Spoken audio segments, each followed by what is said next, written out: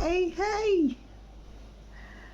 Um, I want to open this video by first congratulating Kusha Kapila. I watched a video of hers yesterday, and she confessed in her vlog that she has PCOD, and she has had a fat and thin journey, fat thin, and I think that is the story of many people who suffer from PCOD or PCOS. What I really liked about her video is that she is only talking about herself and what happens to her, and she does not try to apply that to other people. And I thought about myself that I give so much of gyan on this YouTube channel. Maybe I should not do it, but then I also feel that I am not the only one. There are many people like me who are suffering, who may not be the exact same as my body composition, but somewhere similar, right? There are some similar things that which would not change. For example, insulin, and eating carbs and sugar. Those things would not change. On that note, I wanted to address this problem of carbs, right? Carbs are too addictive, too tasty. Sugar is too tasty. How can I live with it? How can I live with PCOS if I cannot stop eating carbs? How can I treat PCOS if I can't stop eating carbs? Honestly, in that case, I cannot say that it will go or it will not go. One thing I believe is that the 7-day dry fasting is really helpful. I've not done it, but those of you who are brave enough, you can try the 7-day dry fasting. You will not die, don't worry, but prepare yourself well. Keep yourself healthy before you go on that fast. I've done the 3-day fast, and it was really, really helpful in many ways. One way was that the hair growth got delayed. Right now, I don't get it every 2 to 3 days. It's just once in a week or once in 10 days, the full growth. And even if I've eaten rice or chapati or carbs, there are times when the body does show reaction. When you've eaten too much carbs or too much toxicity, you would see a thick growth, and you can immediately tell it was because you ate something or because you consumed something that was unhealthy for your body.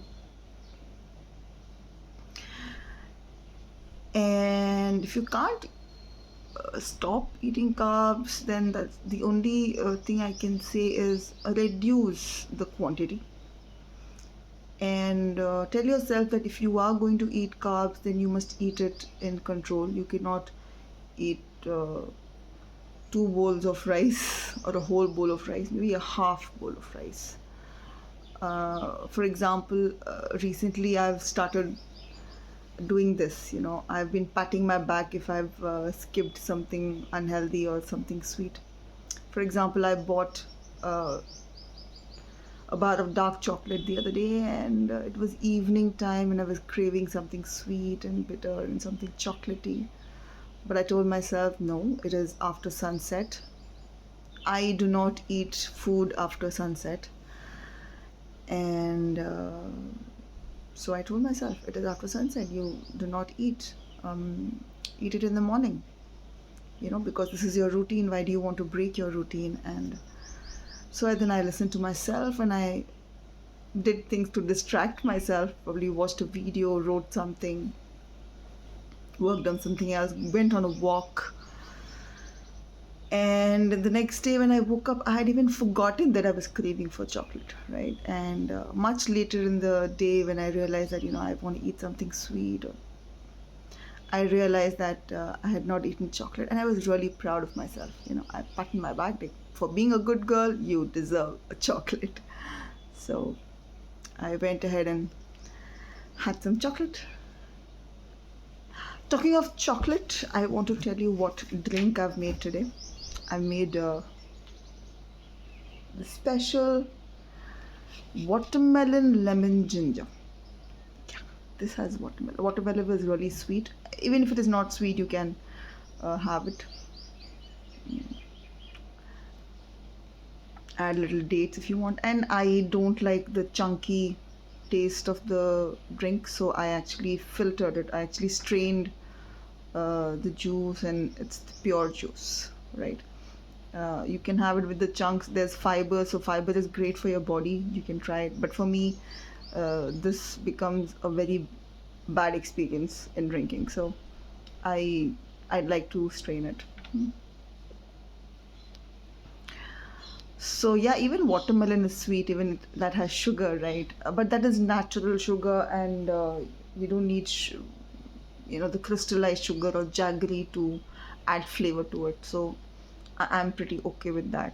And because it is sweet, so one thing you need to remember that sugar has a lot of energy, right? It has a lot of calories because it gives you a lot of strength. Like we used to drink glucose water when we used to during sports day in school, right? We'd run for 100 meters even, and the teachers would give us this glucon D water because it would give you instant energy.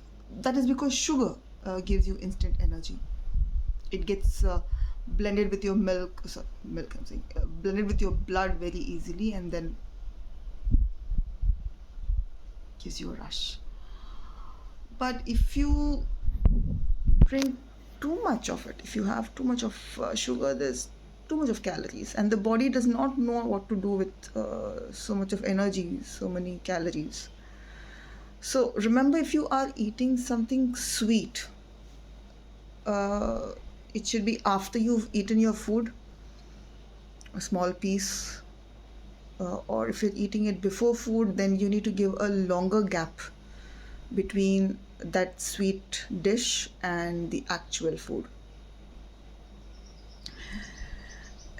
Because the body needs to process the sugar, it needs to dilute the sugar, and then get it to your whatever your system is, through your liver, through your kidney, and then out your system. Make sure that you drink a lot of water, because water pushes out a lot of toxins, and it also increases the flow in the body. So if you have toxins, or even if you have sugar, a lot of it would get drained through your excreta or through your urine, right? um, so basically, if you cannot stop eating sugar and carbs, then the only thing I can say is reduce it and delay the gratification, right? Instead of when you're craving for sugar, when you're craving for carbs, that is exactly when you should not eat it. That is actually beneficial. How? Because I have observed a lot of thin people, they eat a lot of sugar. Young thin people eat a lot of sugar, but they don't eat food.